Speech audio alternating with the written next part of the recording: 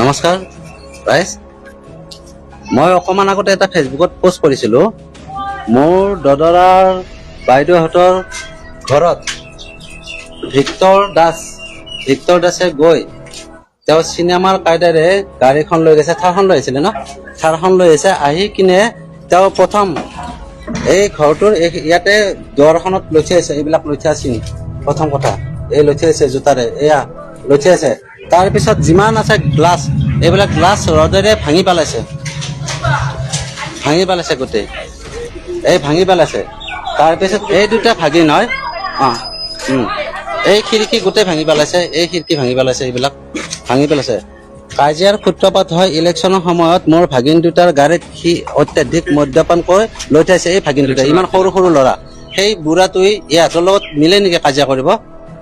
কি হৈছিলে বাবু সিদিনাখন সি চকত মানে চব গাড়ী ৰখাই আছিল, পছৰে ফালে সোমোৱা দদৰা চকত। তাৰপিছত আমি শিঙিমাৰী ফালৰ পৰা আহি পিনে চকত গাড়ীখন ৰখাই দিলো। তাৰপিছত এখন ব্ৰেজাক সি বেক আহিব দিলে, ব্ৰেজাখন বেক আহি পিনে আমাৰ গাড়ীত লগা অৱস্থাত হৰ্ণ মাৰি দিলো।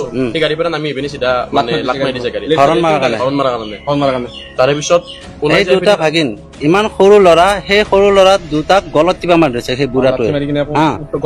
গোটেই বহুতে কৈছিলে টংকে ডেকা আৰু ভিক্টৰৰ মাজত কিবা শত্ৰু আছিলে, তেওঁৰ লগত মোৰ কোনো শত্ৰু নাই। শত্ৰু এইবাৰ সি নিজে কৰিছে, সি বেয়া জেগাত হাত দিছে এইবাৰ। এয়া ঘৰ চাওক। আৰু এটা দেখাইছো আটাইতকৈ দুখজনক, কুকুৰটো ক'ত আছে? প্ৰায় বহুতে কৈছে মই হেনো মিছা কথা কৈছো, কুকুৰ মাৰা নাই, মই কুকুৰটো দেখাই আছো। এই কাষৰ ঘৰৰ কুকুৰটো মাৰিছে। কুকুৰটো ক'ত? তেজু আছে বাবু। কিহেৰে কোবাইছে কুকুৰটো? কি লোহাৰ হেৰি দিয়ে? এয়া সৰু সৰু বাচ্ছাও কৈছে কিহেৰে মাৰিছে ন?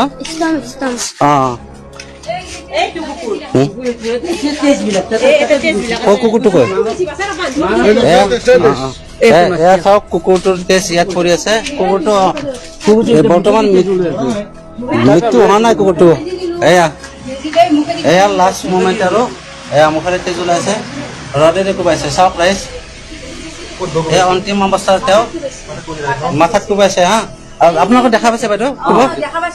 কিহেৰে কোবাইছে?